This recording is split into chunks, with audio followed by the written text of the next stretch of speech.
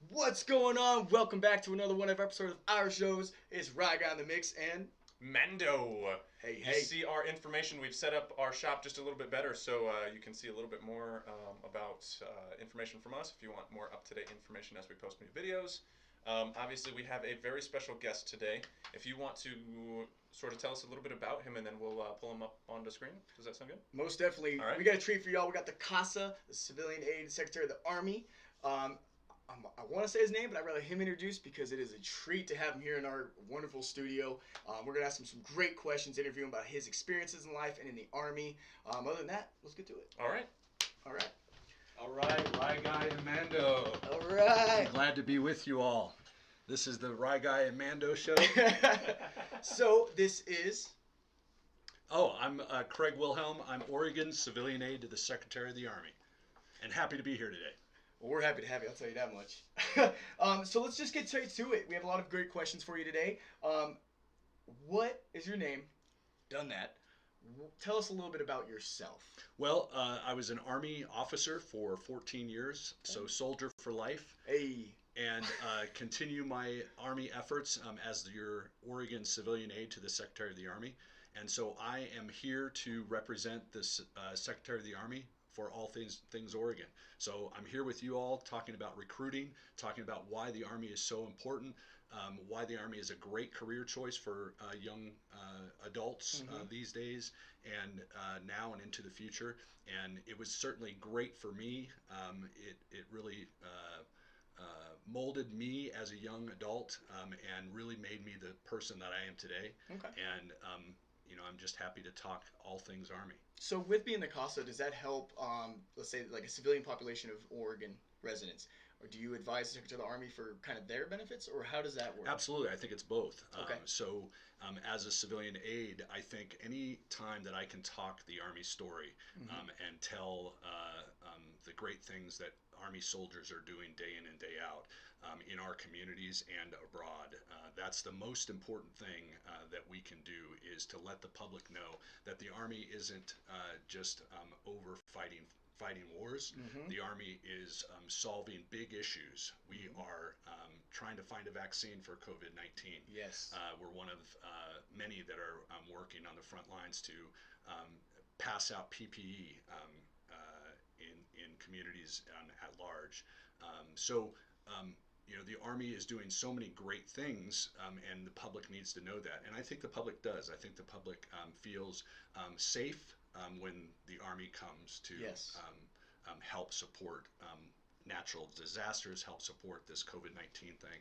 And that's what we do.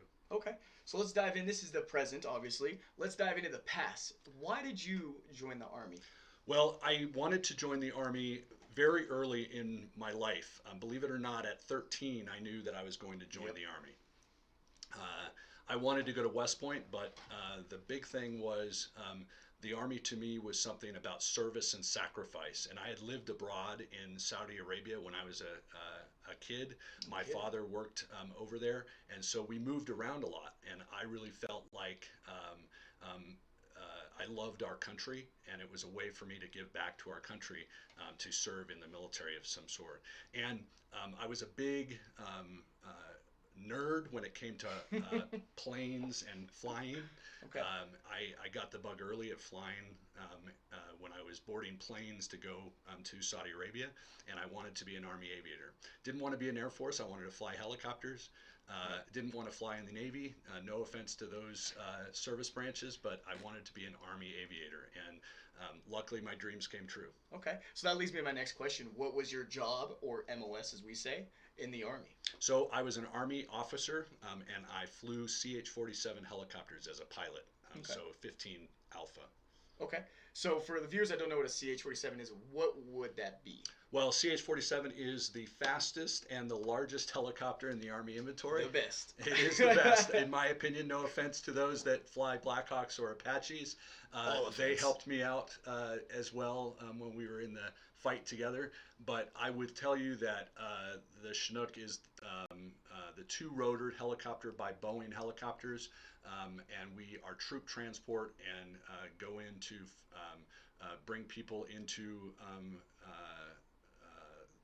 an area and bring people out. Okay. So would that be called a pilot? Correct. Pilot. Okay. I That's was just right. making sure. I wasn't sure if it was different for helicopters. No, I don't know. I'm an Army pilot. Okay, so that brings me to the next one. So, what is the greatest attribute about the Army to you? Well, I think for me, the greatest attribute is the teamwork that takes place in the Army, as you know. It is by far the brotherhood and sisterhood that I find important in life.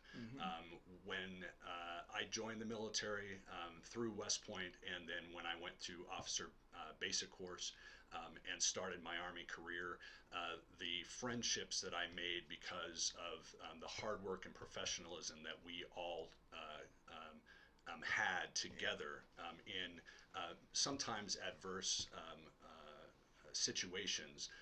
They are friends of mine for life. We are soldiers for life, and I wouldn't take that away on how that has shaped me as a person and have guided me to the successes that I've had. Okay. If you're a loyal viewer, you already know the Army's the best branch, but let's ask the question, why is the Army the best branch? Well, the Army is definitely the best branch. Again, Right. no offense to the Navy, the Marines, or the Air Force. All offense. But I'm a CASA for the Army, and so I think it must be said that we are the best of the branches. But what you probably don't know is the Army is the largest, it's the oldest, so we are the wisest of the Army, of the branches. And, you know, what people don't realize is that we have musicians, we have the boats, we have the planes, we have the astronauts, we have the clergymen and women. So our men and women are doing great things day in and day out, and are professionals second to none. 100% agree. And on our show here, we like to dig into your past and kind of look into things a little more deeper. So we have a thing that we like to ask you. I'm scared now. Well, so we hear when you were going through West Point, or when you were brand new going through Officer Candidate School type of thing, we hear you had an accident in a pool. Can you tell us a little more about that? How did you hear about that? We got resources. Well, it's interesting you brought this up, and now it's going to be on social media forever. Forever. So yes, that is true. I had an accident in the pool. So when I was at West Point, we were practicing drown proofing, and that is when you're in a body of water as a soldier, and you're in your battle dress uniform or your BDUs. How do you survive a long time in open water? And so we jumped in the pool with our BDUs on. Underneath our BDUs, you have your swim trunks. Well, when you take your pants off is part of the process in order to inflate your pants with air, and that becomes your buoy, if you will, or your life preserver until somebody rescues you. Well, unfortunately, when I pulled my pants off, my swim trunks also came off, so I was naked in the pool. And as you would expect, the swim trunks normally rise to the top. They always come to the top. They didn't. So my luck would have it, they went to the bottom of the pool. So I had to dive down, naked, mind you, into the bottom of the pool, grab my swim trunks, put my swim trunks back on, and then everybody who was in my class were watching this from the side of the pool. So I saw that up-down view. Yeah, unfortunately, the sad part, again, even more sad, was I got out of the pool and realized that I had put my trunks on backwards. So I had to jump back into the pool, pull my pants off again. Mind you, I was again naked in the pool with everybody watching, and then pull my pants up the right way and got out of the pool. So you'd say how many people were there? Like 50? No, there was probably 20, 25 cadets and instructors that were watching this unfold. You know. Did they give you any like funny nicknames like Drop Pants or Droppity or any kind of nickname after that? I hope not, but I'm sure that's the case. As a plebe at West Point, you are always called names. That's part of the process, the shtick, if you will. So if any viewers out there maybe went to class the same date, maybe was there, drop a comment in so we see if maybe you remember the nickname. But be nice. Yeah, be nice. Okay, well, let's get to that last question here. If you look back at yourself, 18-year-old self, or when you first joined in the process, first day at West Point, what advice would you give yourself for your career? That's a good question. The first thing I would give to myself back when I was 18, and I took heed to this in most cases, but I think for me, listening to these soldiers and NCOs, Okay. Not only as an officer, but if you are a soldier or NCO yourself, there are folks that you should look to as mentors and to take and heed advice from. So that's the first thing, is to listen. Okay. The other thing that I would say is find a mentor. So those folks that you look to for advice, look to for training, look to solve problems or solve an issue that you have in your work. Find those people that you feel comfortable with being a mentor to guide you through your career. And then I would say, and this is also important, is to be a mentor to somebody yourself. Pass it down. Pass it down. Oh, that's good. And so, and then the last thing is, I'm a Killers fan. I don't know if people know the rock band The Killers, but if something doesn't feel right, it probably is not right. That's true. So don't do it. Like swimming. And as a young buck, when I was 18, I learned the hard way in many cases on doing things that probably were not the correct thing to do. And my gut told me it wasn't, but I didn't heed to my gut feeling. And when I bring up the Killers because they have a song called My Old Soul's Warning, and they say in the song, I tried to go against my old soul's warning, but in the end, something just didn't feel right.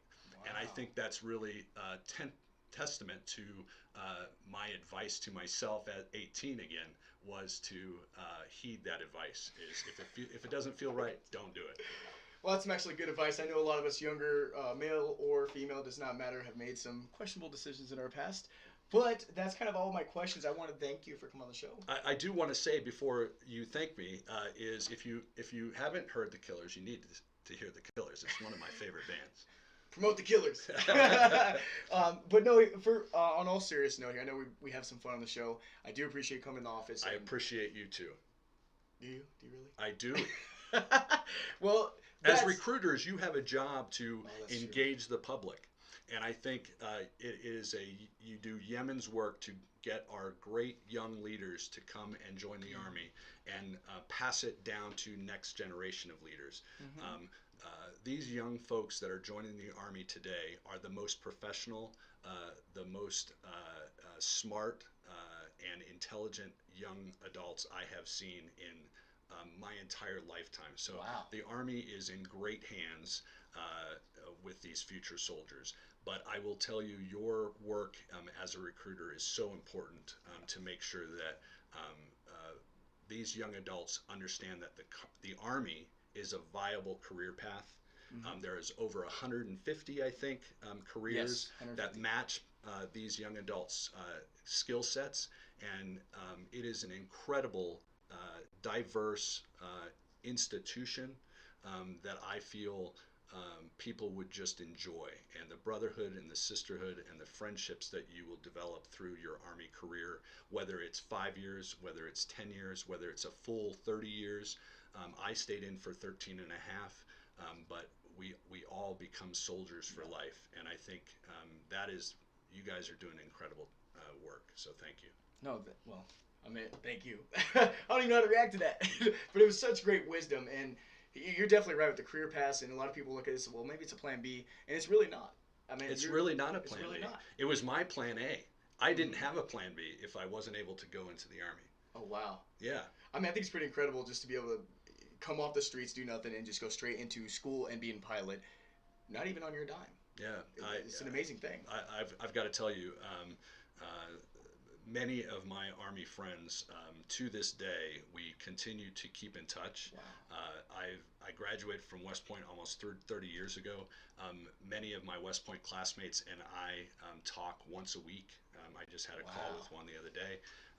And those types of friendships last a lifetime. It's that camaraderie. Camaraderie. Yeah, you said it right. Say that 3 times. Yeah, I know, right? Everybody knows Mondo's a smart guy. But that's why Mondo's not in this interview. Yeah. Damn, you keep giving me like speechless right now. Quick. But anyways, thanks for the show. Thanks for watching and tuning in. Please share and like. We'll see you next time. Bye, guys.